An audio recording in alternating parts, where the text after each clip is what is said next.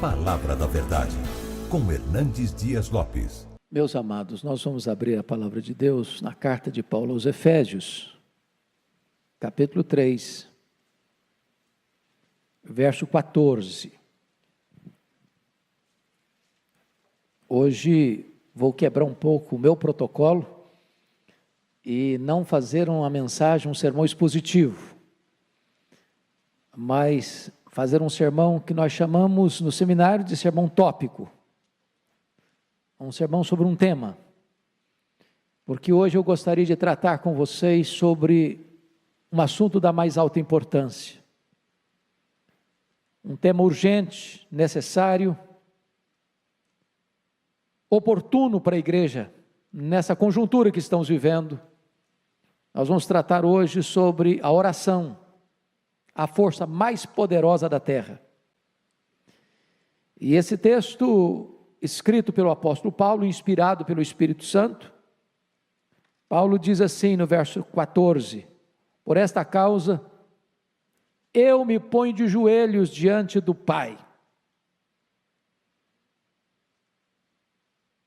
Paulo tinha uma causa importante, urgente, e o judeu orava sempre de pé, mas havia alguns momentos em que ele se colocava de joelhos para orar. E eu quero dizer aos meus amados irmãos, que o apóstolo Paulo foi considerado, e com justiça, ao longo da história, como o maior teólogo do cristianismo. Mas ao mesmo tempo, Paulo também foi um dos homens mais dedicados à oração.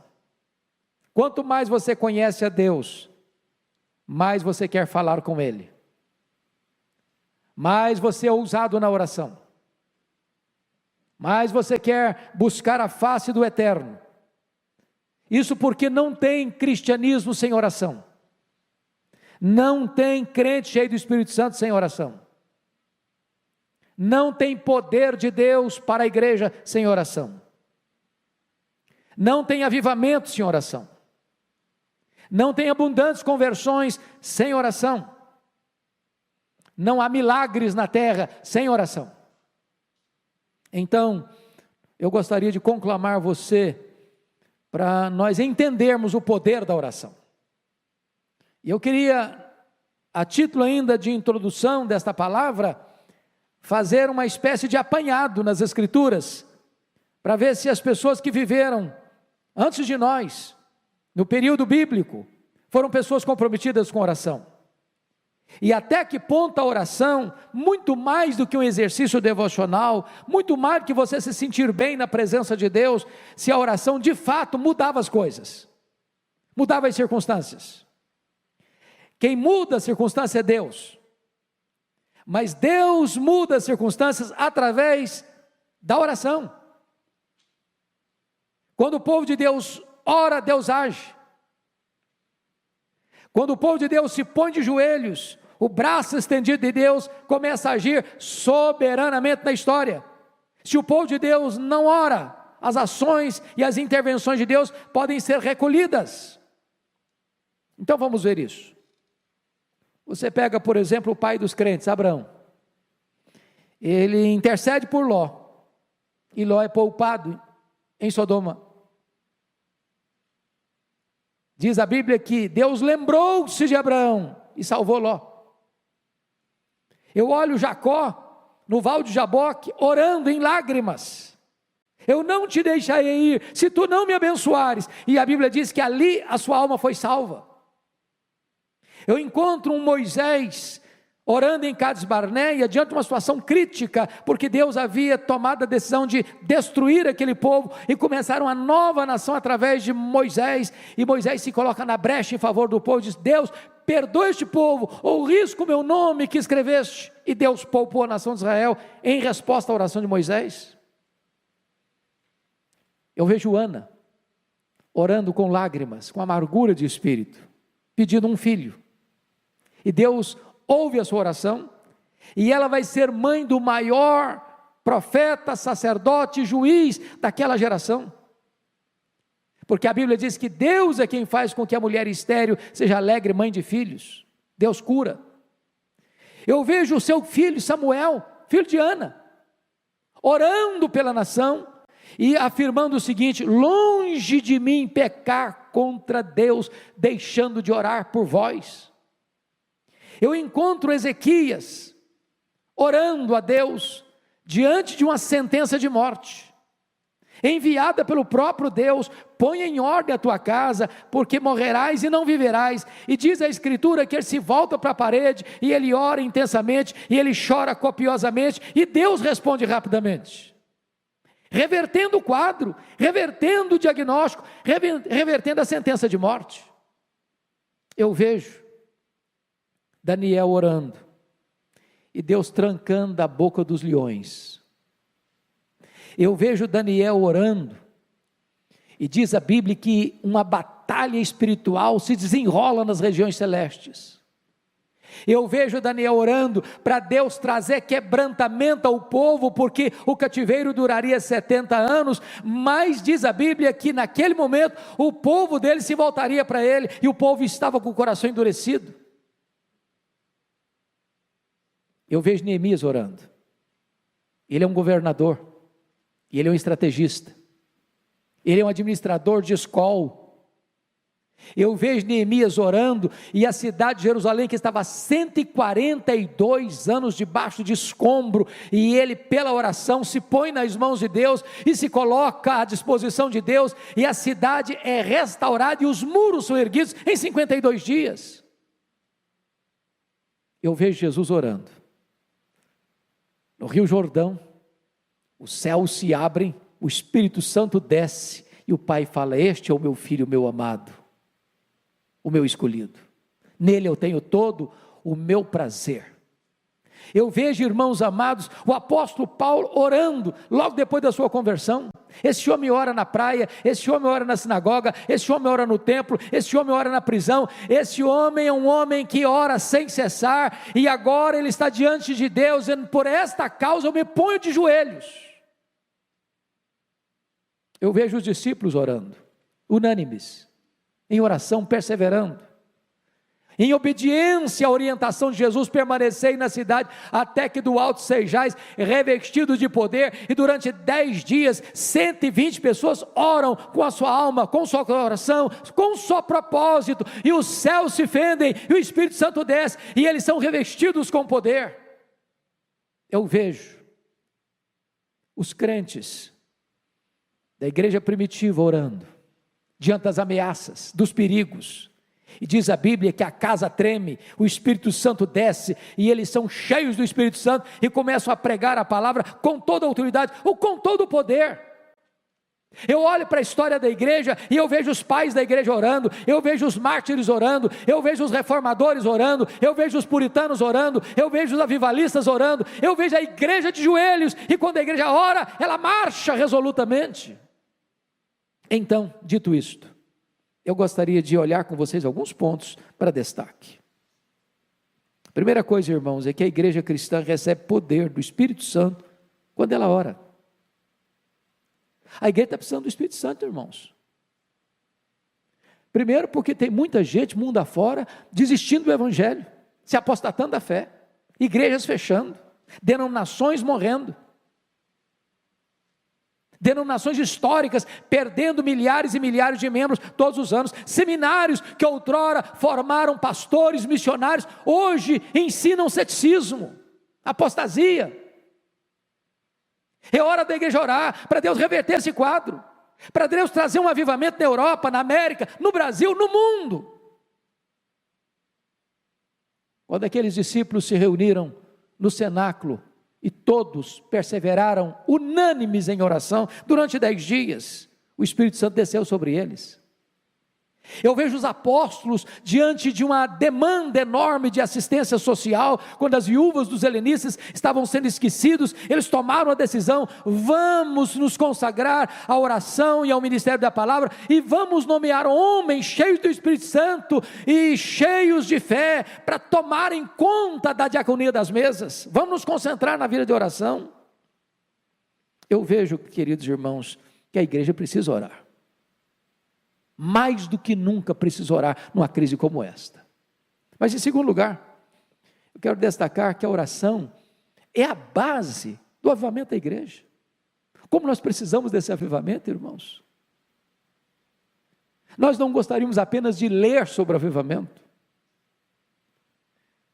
de dizer para o povo: olha, houve um tempo em que Deus visitou o seu povo, em que Deus derramou o Espírito Santo. É gostoso ler, é importante ler o que Deus fez no passado em Jerusalém, o que Deus fez no passado em Antioquia da Síria, o que Deus fez no passado em Éfeso, o que Deus fez no passado lá nos primeiros séculos do cristianismo, o que Deus fez no passado lá na Reforma, o que Deus fez no passado lá na Inglaterra, John Wesley, o que Deus fez no passado lá nos Estados Unidos, no século XIX, com Dwight Lyman Moody, o que Deus está fazendo em outros lugares, mas nós queremos também aqui.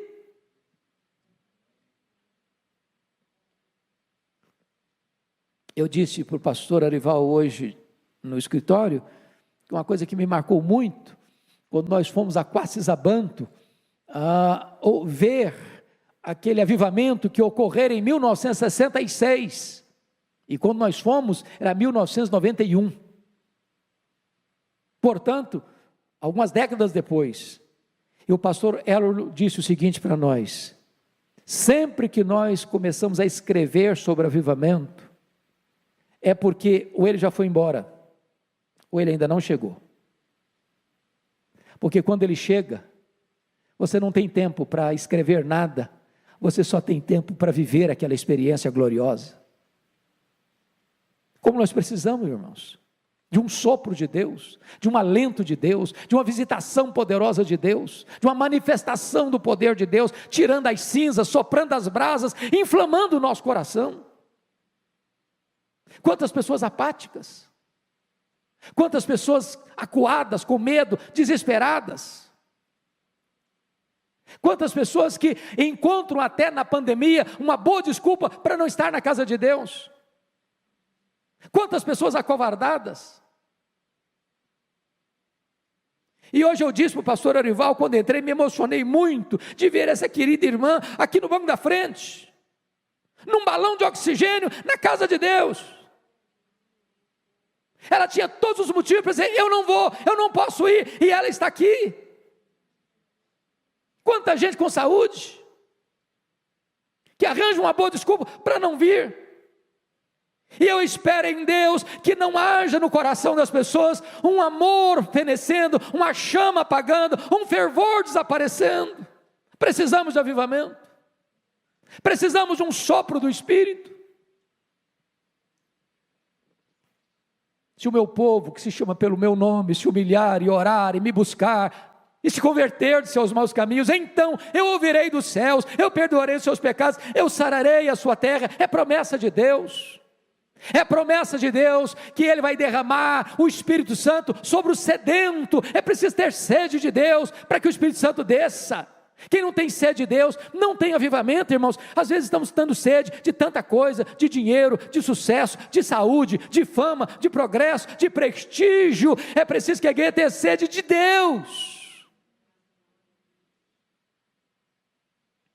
Quando a igreja estava passando uma crise enorme, lá na Inglaterra, nos idos de 1739, as igrejas fechando, os crentes aparecendo da igreja, os púlpitos sem poder, a palavra de Deus rara nas igrejas, um grupo de estudantes começa a sentir um fardo no coração, e esse grupo foi batizado depois de Clube Santo, porque aqueles moços se reuniam para buscar a face de Deus, para orar a Deus, para clamar por um avivamento para a igreja da Inglaterra, até que de repente, numa noite, 31 de dezembro de 1739, 3 horas da manhã, o Espírito Santo desceu sobre eles, e eles foram cheios do Espírito Santo, e a igreja se levantou, e a igreja se encorajou, e centenas de milhares de pessoas foram salvas.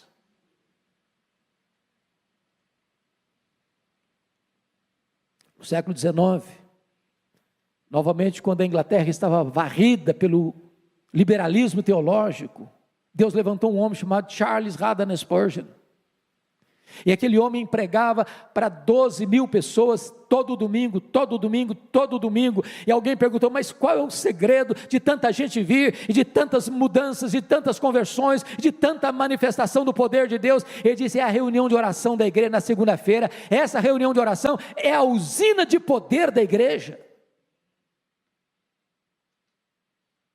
Precisamos de orar para recebermos um poderoso avivamento dos céus.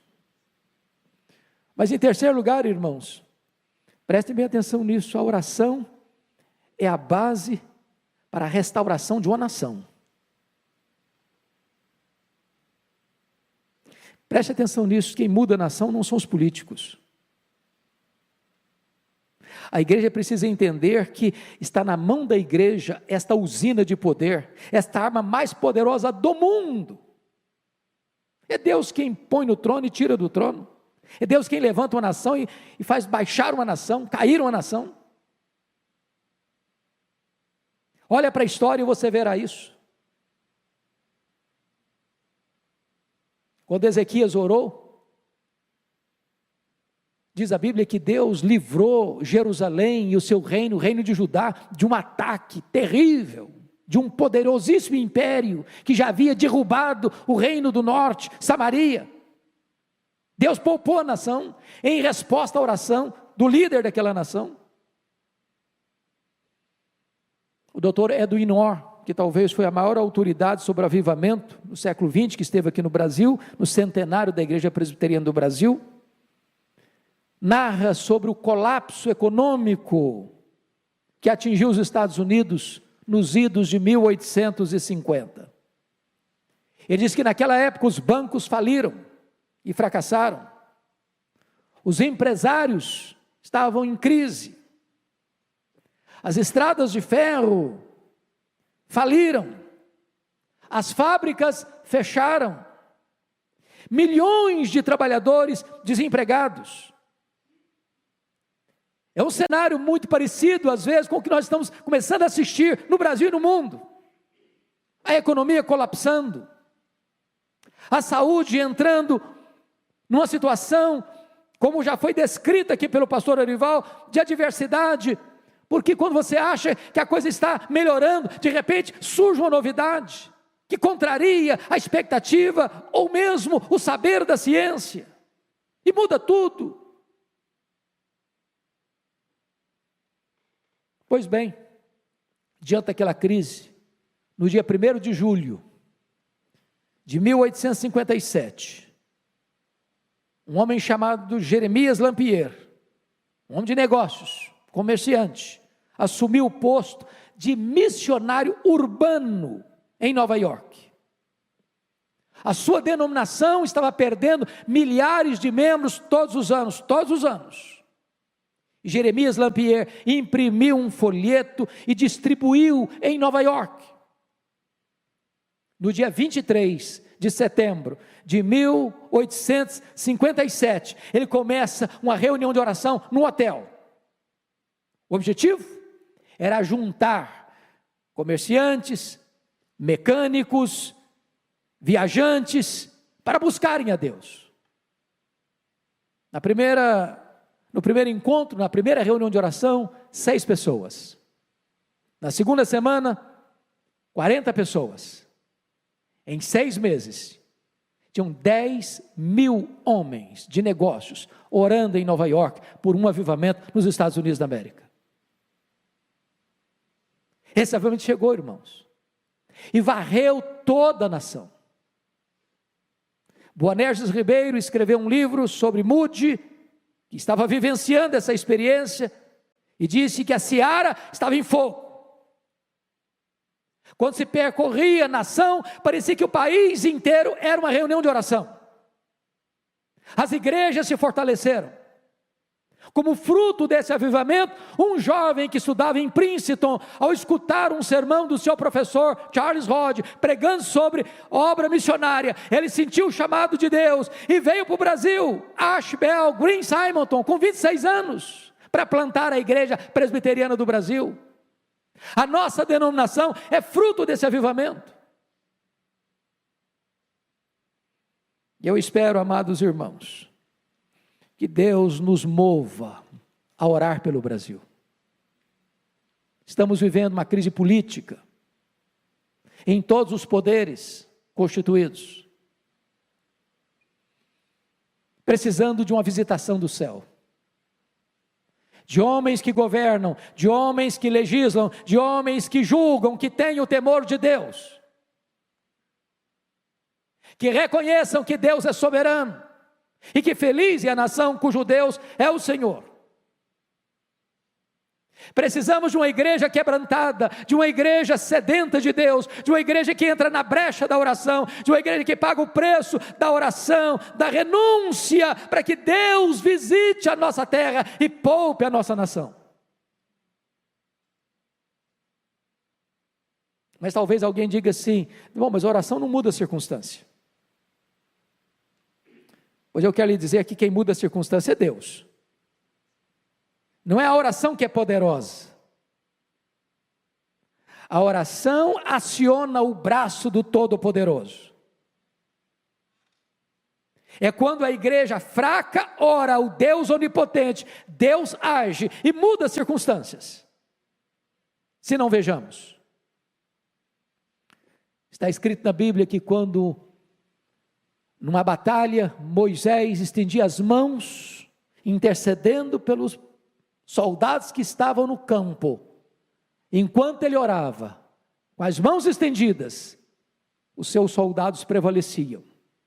Se as orações cessavam e os braços encolhiam, o inimigo prevalecia.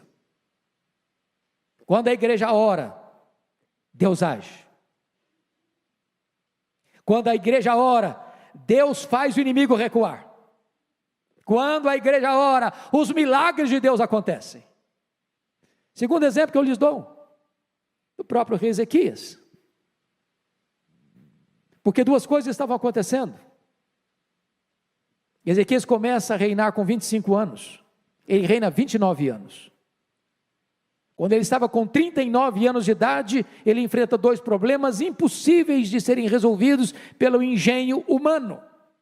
Primeiro, um ataque militar do mais poderoso império do mundo, o Império Assírio, maior império da época.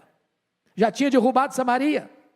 Agora cerca Jerusalém, tem 185 mil soldados na época, mais do que a população de Jerusalém, cercando a cidade.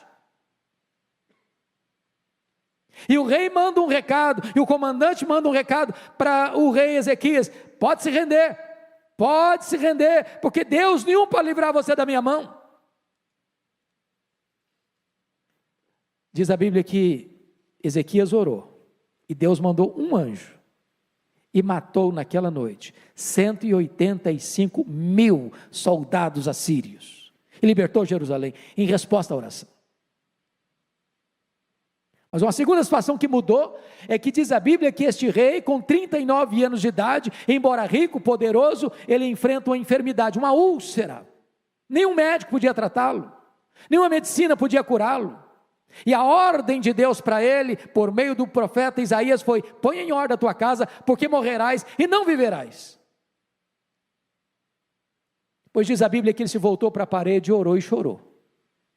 E Deus reverteu o quadro, e Deus suspendeu a sentença de morte, e lhe deu mais 15 anos de vida. Deus muda as circunstâncias em resposta às orações. Deixa eu lhe dar um terceiro exemplo. Está lá em Atos capítulo 12. O rei Herodes Agripa I já tinha passado ao fio da espada e degolado Tiago, irmão de João. E tinha colocado Pedro numa prisão de segurança máxima, com 3 escoltas de 4 soldados cada uma, aguardando o final da festa para matá-lo. E diz a Escritura que a igreja estava em oração. E em resposta à oração da igreja, um anjo de Deus é escalado para ir lá na prisão, acordar Pedro. Fica de pé, bota a sua sandália, bota a sua roupa, e tira Pedro da prisão de segurança máxima, abrindo as portas de ferro, abrindo o portão de ferro, quebrando as cadeias e libertando aquele apóstolo.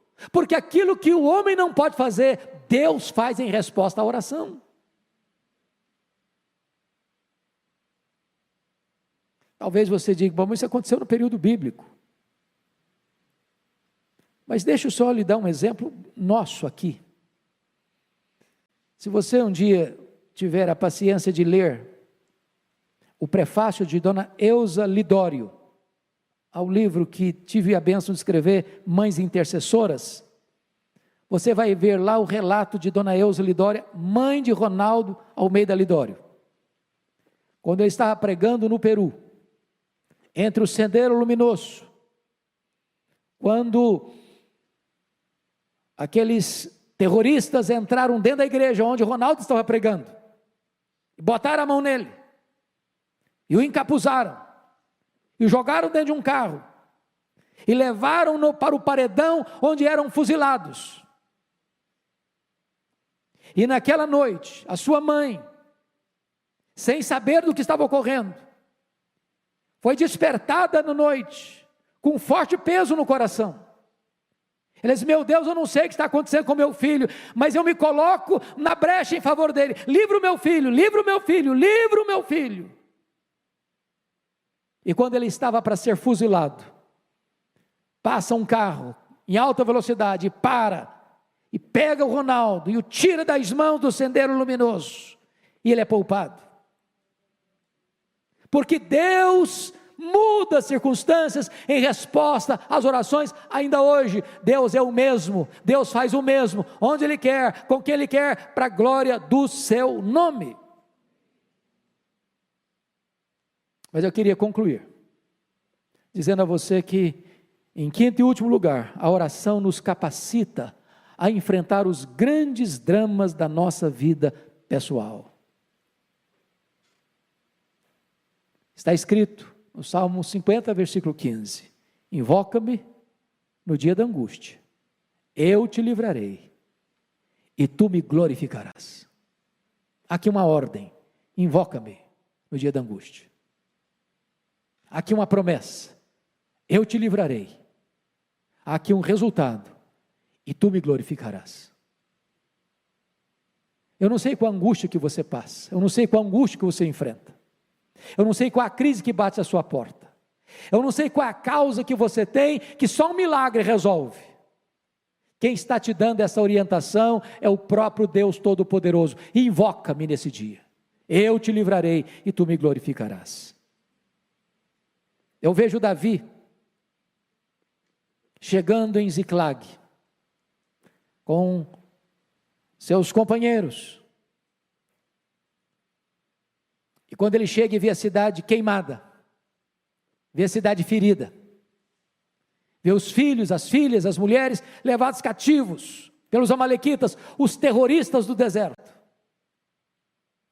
e diz a Bíblia que ele chora, até não ter mais forças para chorar, ao ver esse quadro.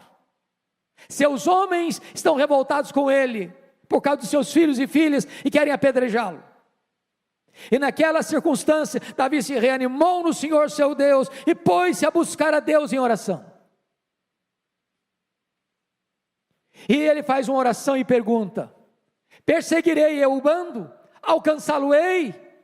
Em outras palavras, Deus, eu vou aceitar passivamente a decretação da derrota na minha vida, na minha família, na família dos meus amigos, ou eu vou reagir? E Deus diz para ele, reage Davi, porque tudo que o inimigo tomou de você, você vai trazer de volta. E Deus reverteu aquele quadro. E eles foram, e eles lutaram, e eles venceram, e eles tomaram de volta os filhos, as filhas, as mulheres, os despojos, tudo Davi tornou a trazer. Sabe por quê? Porque Deus responde às orações e reverte as situações mais difíceis, até mesmo impossíveis.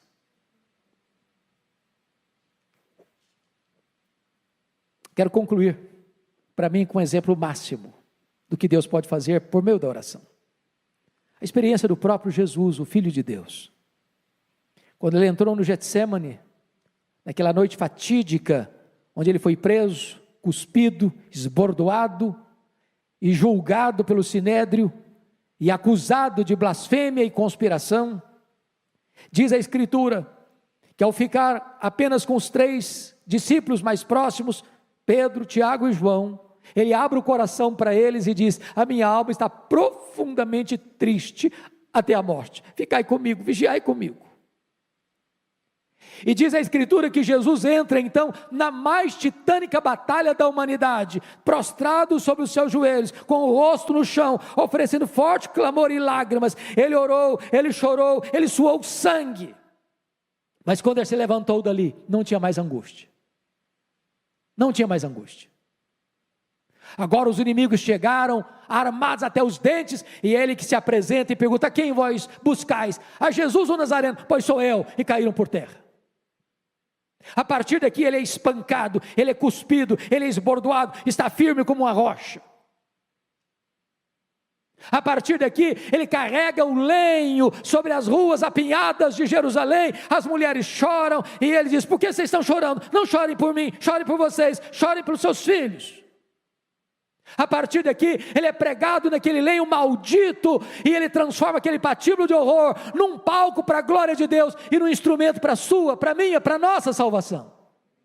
Bendito seja Deus, porque quando você ora, Deus remove as dores da sua alma, as angústias do seu coração, Deus muda as circunstâncias e dá para você a vitória. É tempo da igreja orar.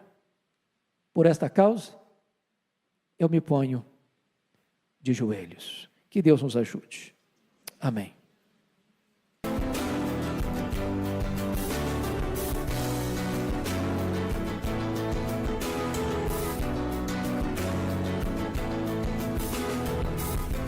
Palavra da Verdade, com Hernandes Dias Lopes.